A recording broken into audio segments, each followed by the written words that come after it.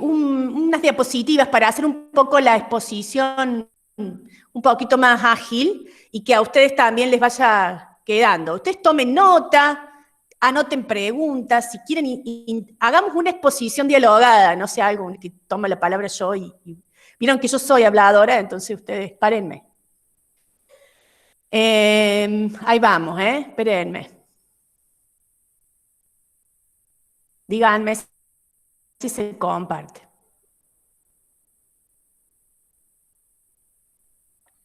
Esperen.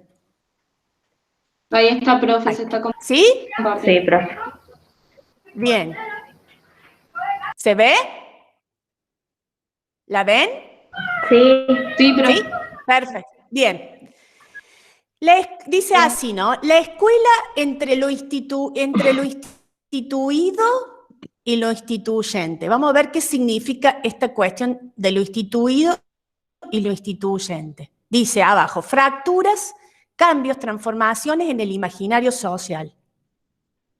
Fíjense, habíamos dicho el otro día que la escuela es un imaginario social, ¿sí? Que es un conjunto de normas, reglas, leyes, valores, creencias, objetivos comunes. Por eso, porque era abstracto todo eso, era imaginaria, no porque fuera algo que no existe, sino porque no la puedo tocar. No es tangible, no se puede tocar, es su espíritu. Y por otro lado, la institución habíamos dicho que se materializa en un edificio, que podría ser su cuerpo, ¿sí? Hasta ahí veníamos el otro día, ¿sí? ¿Cómo se va construyendo ese imaginario? Fíjense que acá en el centro está el sujeto, ven, este sujeto medio viejo, tiene un portafolio, miren, es de mi época este. Y fíjense, ¿cómo el sujeto va construyendo ese imaginario? Por un lado, acá aparecen los discursos, lo que escuchamos, y por otro lado, las prácticas que vemos, lo que hacemos todos los días, ¿sí? Esas prácticas que son sistemáticas, asiduas y frecuentes. Fíjense acá, el docente recortando, para enseñarles a todo lo mismo, ¿no? Quizás hay como un modo de entender en algún momento de la historia de la escuela, un modo de entender que la igualdad era darles y pedirles a todos que aprendan lo mismo en el mismo tiempo, del mismo modo, que piensen lo mismo, No es con mala intención, ¿no es cierto? Pero bueno, ocurrió. O el docente, fíjense, como yo ahora que estoy hablando, este modelo y los alumnos escuchando, ¿no? Sentados en un banco. Profe. Sí. Ocurrió y sigue ocurriendo, profe. Sí, ocurrió y sigue ocurriendo. Sí, ocurrió y sigue. ¿Quién dijo? ¿Quién dijo eso? ¿Andrea? Yo, la José. Ah, José, bien. Bárbaro. Sí. La José. Sí, José, escuché. Andrea, ¿vos podés cerrar tu micrófono? Andrea Fernández. Se escucha ruidos. Bueno, ¿me explico a lo que quiero llegar? Digamos que, ¿cómo se conforma ese imaginario social que tenemos nosotros adentro, acá en nuestra cabecita? Porque nosotros hemos ido a la escuela. Años. Profe, la Ana quería hablar. Ahí va, ahí voy. Ahí te doy la palabra, Ana. Hemos ido a la escuela. Hemos ido muchos años a la escuela y hemos hecho lo mismo mucho tiempo. O sea, han sido prácticas que hemos hecho sistemáticas, asiduas, periódicas, y eso ha ido grabando en nosotros un modo de entender la escuela, un modo de ver, de entender al docente, de creer que un docente bueno es el que hace esto, que un buen alumno es esto otro, ¿no? Que enseñar bien es esto otro, ¿no? Incluso cuando dibujamos la escuelita, ¿qué hacemos? Hacemos la casita y la banderita, ¿no es cierto? Y es como imaginarse que una escuela sin bandera pareciera que no fuera escuela, ¿no? Y nos imaginamos el guardapolvo blanco, cuando veamos un alumno, si un buen alumno, uno peinadito, a la gomina, así guardapolvo impecable, ¿ah? El buen alumno, el que levanta la mano, ¿no es cierto? El que está callado y quieto en el banco. Hoy tuve una buena clase, puede decir, este docente da bien clase, miren cómo escuchan los alumnos. A lo mejor escuchan, pero están pensando en otra cosa, ¿no? No que te estén escuchando es garantía de que estén aprendiendo, ¿está? Entonces digo, a veces pasa, ¿no? Que tenemos como ese imaginario. ¿Y cómo lo Por vamos? ahí sería mejor si los alumnos también participaran, pudieran dar su opinión. Esa por ahí sería una buena clase para este contexto en el que vivimos. Exacto, la participación, ¿no es cierto? De repente yo he entrado en una clase, por ejemplo, de inglés, de unos alumnos que estaban de tercer grado, y estaban trabajando en grupo y había un bochinche, o sea, bochinche de ruido, pero estaban todos en el grupo y debatían y escribían y recortaban, o sea, estaban parados, porque vieron cuando uno recorta y pega todo, no puede estar sentado. A veces necesitas pararse, otros se habían tirado el piso, habían tirado el afiche al piso. Y no parecía una clase ordenada. Sin embargo, había trabajo ahí, había participación. Y después fue la exposición y ya me di cuenta que cuando expusieron que había trabajo, había producción de grupo. Entonces digo, bueno, todo esto que les digo, acá aparece cómo se va construyendo ese imaginario, ¿sí? A veces también los discursos, lo que decimos en el aula, ¿no? Yo por ahí digo, ¿cuántas cosas que decimos en el aula los docentes? ¿No? No sé si tomamos conciencia de lo que decimos, o les decimos a los chicos, ¿sí? Sí, bueno, a ver, ay, Juancito, usted siempre conta. Juancito, ¿cuándo no, Juancito? ¿Otra vez, Juancito, usted? Y ya estamos ahí generando un imaginario acerca del alumno, acerca de Juancito, ¿no es cierto? No sé quién era la que quería hablar, Ana, me habías pedido la palabra. ¿Quién era? Ustedes levanten la mano nomás. No, profe, no, pero era cuando hablaba usted de las burbujitas que la señora está recortando y haciendo las cuadras. Por ahí, o sea, es como que cada modo de enseñanza varía mucho también con el tiempo en el que se encuentra. En ese momento se tenía la idea de formar ciudadanos y la idea de que los niños estén quietos, sean prolijos, esté todo ordenado. Quizás la docente, la intención era buena y creía que de esa forma los ayudaba. Entonces por ahí, o sea, vamos corriendo los modos de enseñanza a medida que van cambiando el tiempo. Igual no creo que se tenga que descartar del todo el tema del orden. O sea, es un poco regularizarlo nomás, pero es algo que no se tiene que perder en momentos, porque hay otros momentos en que se hace un aprendizaje muy rico cuando se debate y se pueden armar distintos grupos y hacer otras cosas que son distintas a lo que era antes, que no se hacía. Bien, buenísimo el aporte, Ana. Dos cosas rescato de lo que dice Ana y son para tomar apunte. Primero, que uno tiene que mirar los modelos de enseñanza en el contexto en el que estuvieron. O sea, en ese momento se creía que lo mejor se estaba fundando la escuela. Y se acuerdan que el año pasado revisamos toda esta cuestión del crisol de razas, de la cantidad de inmigrantes que había en la Argentina cuando se funda el sistema educativo, todo eso que trabajamos. Y aparece ahí, digamos, la necesidad de crear un ser nacional, de crear una identidad, de unificar esa diversidad. Bueno, a lo mejor mirándolo desde ahora uno quizás se podría haber hecho de otros modos, pero en ese momento, como dice Ana, no fue mala la intención, todo lo contrario, la intención era masificar la educación, alfabetizar a la gente, formar al ciudadano. Y bueno, eran también, como en el contexto, entender que eran los métodos y los que había. Sarmiento trajo maestros de Estados Unidos, o sea, ojo, no eran de cualquier lado, o sea, era gente experta, digamos. Era la mayor experiencia que podíamos tener en esa época. Claro que si la miramos desde ahora, vamos a decir, ay, ¿cómo hacían eso? ¿Cómo hacían lo otro? ¿Cómo Rosita peló las cabezas de esos chicos y todo eso? ¿no?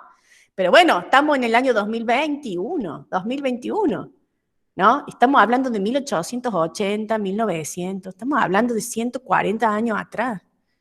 Hay que entender, me parece genial ese aporte, Ana, o sea, entendamos que por ahí me hace ruido lo que dijo José, bueno, profe, pero eso a veces pasa hoy también, ¿no? Bueno, ahí ya tendríamos que empezar a mirar, ¿no es cierto?, qué es lo que pasa. Y después también rescato otra cosa del aporte de Ana, del tema del orden, ¿no? O sea, como que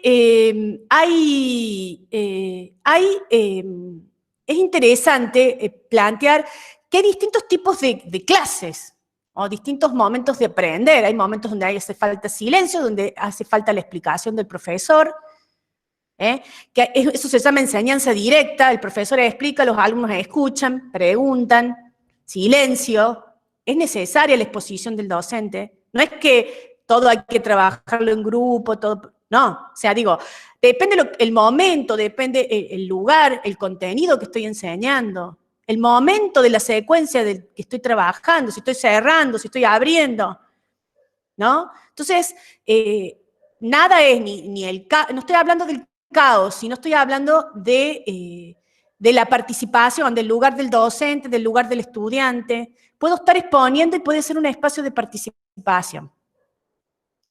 El docente puede estar explicando, así como esa boca grande que está proyectada ahí, y las orejas grandes, y los alumnos pueden estar escuchando, y están participando.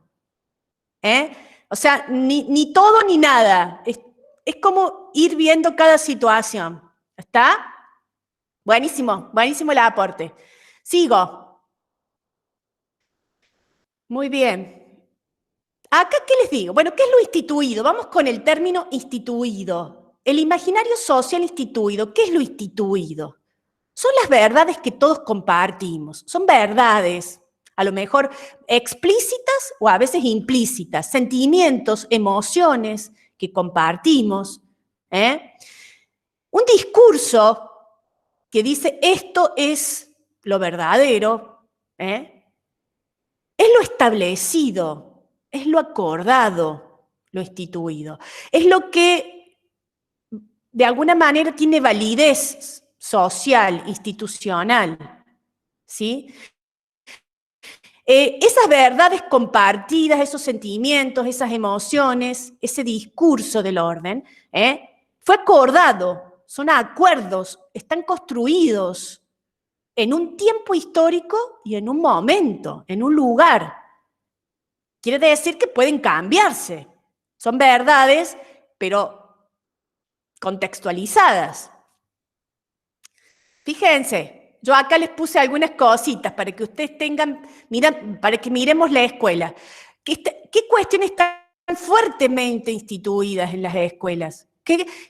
Bueno, la posición de los bancos, por ejemplo, está establecido, a otras escuelas tienen bancos en grupo, pero bueno, por lo general uno va a una escuela y siempre encuentra las filas con los bancos, ¿sí? Después fíjense este cuaderno, la fecha, el día dice día nublado, yo soy Juan, o yo soy Javier, creo que dice ahí, Fíjense cuántas tradiciones, cuántas cosas instituidas. Profe, Sí. el crucifijo, o sea, también la religión católica, cómo está también introducida dentro del establecimiento. Exacto, exacto. Sí, bueno, el busto de la madre, por ejemplo, hay casi todas las escuelas hay un busto en honor a la madre, por ejemplo, ¿no? Yo he ido a varias, la de la Aspiur, creo que he ido también ahí. Hay varios que tienen la estatua, o no sé cómo decirle, monumento de la madre, ¿no? Aparece, fíjense, lo instituido en los cuadernos, fíjense acá en los actos escolares, ¿no? Los negritos Profe, bailan. Sí. También es donde se para la docente, en la posición donde se para la docente, al frente del curso. Eso, muy Por bien. ahí no se para atrás, al costado o al medio, por ejemplo. Qué bueno, qué buena observación, Paula, excelente. El lugar del docente, el lugar al frente, el escritorio del docente siempre puesto al frente. Yo tenía una compañera que lo ponía al fondo. Todos los días lo corría y lo llevaba al final del aula, ¿no? Y después, porque había algunos, era docente de nivel secundario, entonces vieron que en el secundario los alumnos van al fondo para dormir, bueno, tienen esa onda. Y ella no avisaba, pero había días que lo dejaba adelante y días y no sabían a dónde sentarse los que querían dormir, porque por ahí se sentaban al último, entonces llevaba el escritorio al último, y si no, a veces lo dejaba adelante porque creían, entonces los tenía engañados, no sabían a dónde sentarse, no podían dormir tranquilos.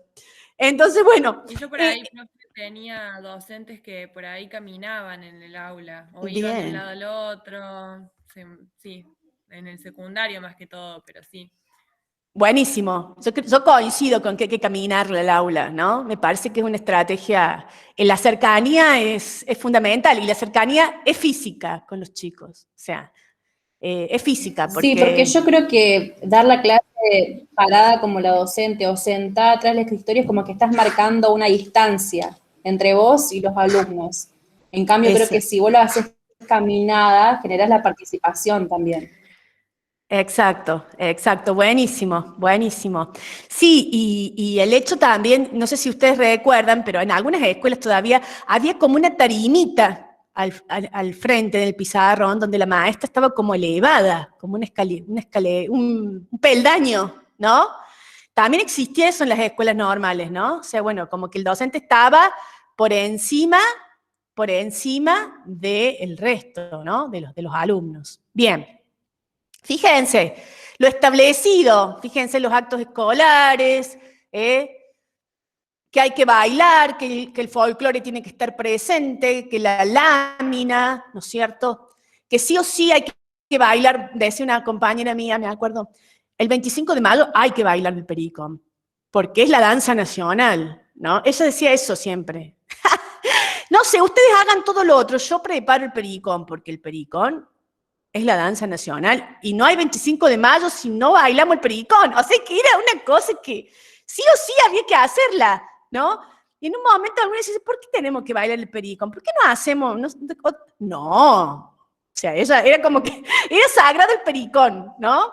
Entonces digo, bueno, a veces cuántas cosas están instituidas en los rituales que tenemos en la escuela, ¿no?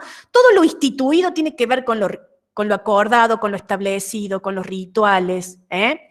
Fíjense, acá más adelante, las filas, el izar y el arriar la bandera.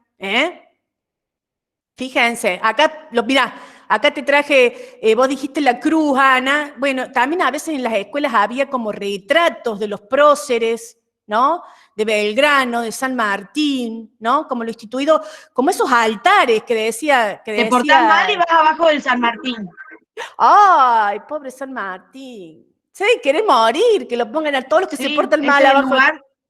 Sí, hay muchas escuelas acá, profe, que te portás mal abajo del San Martín y ahí estás parado 1 hora abajo del San Martín. Oh. Hoy en día pasa, en la escuela negro, y no le quiero decir más. ¿Quién es el viejo de la bolsa, San Martín? Pobre San Martín, ni que fuera a formar el Te regimiento. hace reflexionar, San Martín. Sí, que va a formar va a reformar a los granaderos ahí, a los que estén, a todos los rebeldes, a los que se porten mal. Bueno, aparece también esta imagen, ¿no? De los próceres, ¿no? Que si bien ha ido transformándose, es fuerte en la escuela, ¿no? Las imágenes que transmitimos, cómo enseñamos la historia, cómo enseñamos la vida de estas personas que fueron extraordinarias, pero fueron personas comunes también, con dolores, con pecados y virtudes, ¿no? Sí. Pero o sea, son como medios intocables un poco. Se muestran como personas perfectas y eso, o sea, es como que una forma crítica de mostrarlo, o sea, no se puede encontrar un defecto de eso. Y eso es algo que también hay que, bueno, el tema de las ciencias sociales también lo venimos viendo, la enseñanza, o sea, cómo se está dando y cómo podría ser para mejorarla. Y esa es una de las cosas que son, es cierto como dice usted, pero son seres humanos. Exacto. Y quizás, ¿por qué no le encontramos defectos? Porque no nos mostraron esa parte, porque tienen. Hemos enseñado una mirada de la historia, una mirada, ¿no? Y no hemos proporcionado quizás otros materiales, que hay muchos acá, Paula nos puede decir, porque ella es especialista en historia, digo, hay muchas fuentes y documentos que sirven para contrastar posturas, posicionamientos, cartas, ¿no? Yo les cuento algo chiquito, breve, que trabajamos con un tallercito que armamos con las chicas un año, en segundo año, sobre San Martín, y en vez de trabajar que San Martín cruzó los Andes, trabajamos los hobbies de San Martín, con un libro de Felipe Piña, ¿no? Y bueno, sabíamos que San Martín era jardinero, que le gustaba tallar la madera, que era un excelente pintor, que le gustaba jugar al ajedrez. Entonces, le mostramos a los chicos el San Martín humano, digamos, y trabajamos por rincones en los talleres, con eso, ¿no? Entonces digo, bueno, quizás no tenemos otra mirada porque no nos proporcionaron otra mirada, nos dieron sola esa, ¿no? Esto que digo, ¿no? Que a veces vemos una sola mirada de lo que se nos transmite, un solo modo de ver el mundo, ¿no? Bien. Fíjense acá, bueno, yo puse la matemática, ¿vieron? La decena, la unidad, ¿no? Los enfoques, fíjense, cómo también hubo un modo de enseñar la matemática, un modo de leer. Cambió? ¿Y cómo cambió? ¿Y cómo cambió? Exacto. Ustedes ya lo están experimentando en carne propia eso. ¿Y cómo ha cambiado? O sea, lo que estaba instituido... Y lo difícil que es adaptarse de un cambio al otro.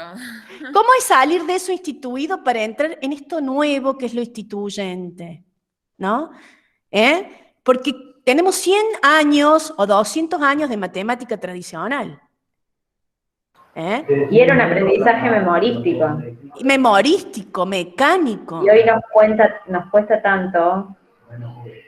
Me llevo uno. ¿Viste que decían, me llevo uno? No sabíamos de dónde era ese uno, ¿no? Claro. Le pido prestado. Todas esas cosas que hemos aprendido y que ahora tenemos que enseñarle a los chicos que tienen que pensar, que no es así, ¿no? Bien. Fíjense que hay otra imagen acá de las ciencias naturales, le puse yo las partes de la planta. Digo, ¿qué otros modos hay de enseñar ciencias naturales? Esto es más instituido, enseñar las plantas con una lámina, con todas las plantas que hay. ¿Por qué no enseñarla con una planta? ¿Por qué no traer muchas plantas? Digo, ¿por qué andamos con las láminas de las plantas? Si las plantas las tenemos, ¿no? Cuando hablamos de clorofila, ¿por qué mostramos un dibujito? Si por qué podemos machacar la hoja y armar la clorofila, ¿no? Bien. Pero es más trabajo, profe. Ah, bueno, sí. Bien. Bueno, sigo. Así. Esto es importante, esta relación, cascada de relaciones, le puse yo. Estas verdades, yo cuando digo racionalidades, hablo de lo que pensamos, ¿no es cierto? La razón, son razones. Esas racionalidades, esas verdades compartidas, van formando nuestro modo de ver el mundo, forman nuestra subjetividad. Y por lo tanto, nosotros pensamos de ese modo y actuamos, desplegamos ciertas prácticas, actuamos de ese modo.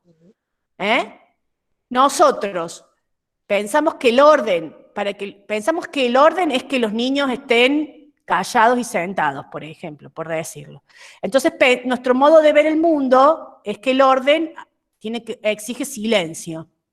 Y por lo tanto, hago callar a todos y hablo yo sola en el aula, por ejemplo, en la práctica. ¿Sí? Entonces, todo lo que nosotros pensamos, todo lo que nosotros creemos, esas verdades compartidas, eso instituido, dirige nuestras acciones. ¿Sí? Detrás de lo que hacemos hay un modo de entender la enseñanza, un modo de entender el aprendizaje, un modo de entender la escuela, de entender al docente. Nada de lo que se hace es porque sí. A veces son inconscientes, no lo tenemos presente, pero hay atrás una concepción de escuela, de docente, ¿no? Bien. Ustedes me van siguiendo. Sí, profe. Bien. Sí, profe. Sí, profe. Entonces, esas racionalidades van formando nuestra subjetividad y van desplegando nuestras prácticas, ¿sí? Esa conservación del imaginario, dice, tratamos de conservar ese imaginario, siempre tratamos de conservar esas verdades, tendemos a conservar, repetición de esas verdades, ¿no? Porque las hemos aprendido, dice, en etapas muy tempranas, ¿no? Esto que yo les digo, la escuela hemos ido desde la salita, ahora desde la salita de 3, pero muchos desde la salita de 4 y 5. Entonces, esas verdades tratamos de conservarlas porque de alguna manera también nos dan seguridad.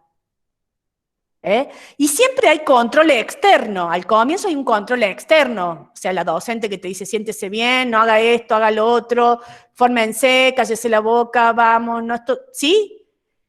Y después es como dijimos, la norma ya la internalizamos y nosotros mismos somos nuestros controladores, nuestros policías.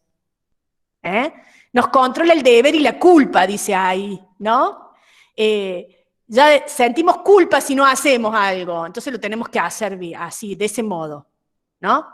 Hay como un deber ser, ¿no? No aparece ya el docente que te diga, che, siéntese bien, alumno, haga esto, haga lo otro, pero aparece en la voz interior de la conciencia que nos dice, esto tenés que hacerlo bien, no podés hacerlo de este modo, ¿no? Bien. Ese discurso del orden, eso instituido, por un lado afirma algo y por otro lado niega algo. ¿Qué quiere decir? Esto que les estoy diciendo, ¿sí? Que, por un lado, decimos las cosas son de esta manera y se hacen así y no se hacen así. Se afirma algo y se niega. Los próceres son santos, inmaculados y perfectos, ídolos máximos, y por lo tanto no son personas que hay que criticar ni poner en cuestión. ¿Sí? O sea, por un lado se transmite algo y por otro lado se niega de alguna manera otros discursos. Bien. Y esta parte del cuadro me parece importante. Fíjense, lo instituido, que son estas verdades compartidas, en algún momento pierden vigencia. No hay respuesta, no da respuesta a la realidad. ¿Qué quiere decir eso? Bueno, a ver, nos formamos en fila, todos calladitos, que vamos a izar la bandera, ¿sí? Por ejemplo. Y vos ves que los chicos hablan, que comen que charlan, que conversan con uno, que no se quieren formar, ¿no? Y hay o en los actos escolares, por ejemplo, que hasta los padres hablan. Todos hablan, nadie escucha, ¿no? Entonces decimos, a ver, hay algo de lo que estamos proponiendo que no le está interesando a la gente, el modo de lo que estamos proponiendo, ¿no? Quizás ese acto donde están todos callados y habla el que tiene el micrófono y los demás escuchan, es un modelo que a lo mejor sirve para algunas palabras, pero no para un discurso de 10 minutos. 10 minutos que alguien hable y diga un discurso, una eternidad. Para los niños y quizás también para los adultos.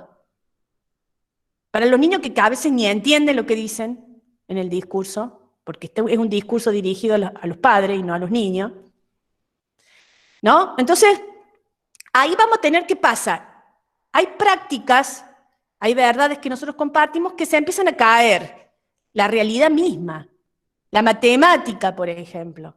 El modo de hacer matemática, viejo, se cae, porque lo propio de la matemática es el razonamiento, lo propio de lo natural es la descomposición de los números. Cuando yo voy al súper a comprar, no estoy llevándome uno, yo redondeo, yo descompongo los números, no ando pensando cuántas decenas, si sumo decenas, centenas, unidades de 1000, decenas de 1000, no hago eso. Yo en el súper digo, dice 98, digo 100, más tanto, a ver si me alcanza la plata que tengo para comprar estas 3 cosas. Entonces, hay una realidad que se impone. Y los chicos cada vez te dicen, ¿por qué? ¿Y por qué tiene que ser así? ¿Y por qué es así? ¿No podría ser así? Te dicen ellos. ¿No? Entonces digo, bueno, ¿cómo a veces estas verdades estas verdades van perdiendo vigencia y empiezan a aparecer nuevas ideas, nuevos enfoques, nuevas prácticas. Aparece lo instituyente. Eso se llama instituyente.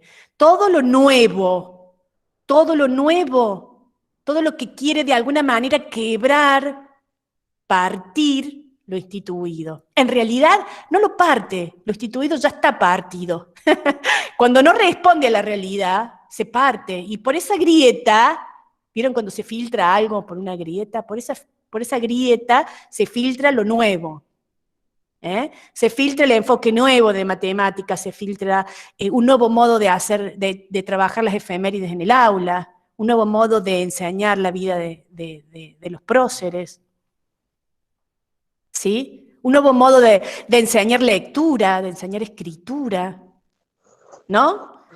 Entonces, fíjense, si eso nuevo que aparece, si es aceptado eso nuevo, lo instituyente se instituye y se transforma en instituido. Pero, si eso instituyente no es aceptado, se refuerza lo instituido. Se sigue reforzando lo instituido. ¿Me siguen? Sí, profe. También hay un tema de que, o sea, más allá de la aceptación o no, de que tenga un buen resultado, porque por ahí si tiene un buen resultado, quizás que tiene más probabilidades de establecerse a que no. Bien, bien. Quizás también hay que darle tiempo, ¿no es cierto? Hay que darle tiempo. Profe, Sí, también, sí, José. también, por ejemplo, ¿qué es lo que nosotros tenemos como instituyente y damos como instituido? Por ejemplo, nosotros decimos B corta y ahora se le dice V. Entonces, mi nene, cada vez que yo le digo, es con B corta, V, mamá, V, porque él ya lo tiene como instituido a eso. Claro, para vos resulta Y nosotros instituyente. es algo nuevo que tenemos que incorporar. Bien, bien, bien. Bien, muy bien, está buena la aclaración, ¿no? Está buena la aclaración. Bien, muy bien. Vamos cerrando algunas cosas para que entendamos, ¿no? Por ahí estamos como en una crisis, Ana, y tiene que ver un poco con lo tuyo que decías de los resultados. Estamos como en una situación donde se han destituido las verdades compartidas, ¿no? A veces nos encontramos que la matemática, bueno, ya no se enseña o no debe enseñarse como se enseñaba, y aparece lo nuevo, y lo nuevo, pero no termina de consolidarse lo nuevo, porque es muy nuevo, hay que darle tiempo, ¿no? Y entonces nos encontramos con una situación de que nos sacan el piso, ¿no? Huérfanos de sentidos para construir la realidad. ¿Qué quiere decir eso? Que tenemos seguridades, que lo instituido no es lo malo y lo instituyente es lo bueno, que siempre es bueno pisar sobre lo instituido. Seguramente hay cosas de la matemática tradicional que podrán servir, ¿no es cierto? Y hay otras que hay que transformar. Pero mientras tanto, estamos como en esa transición entre lo nuevo, en dejar aquello y agarrar esto, y uno ¿qué siente adentro? A ver qué sensaciones tienen ustedes.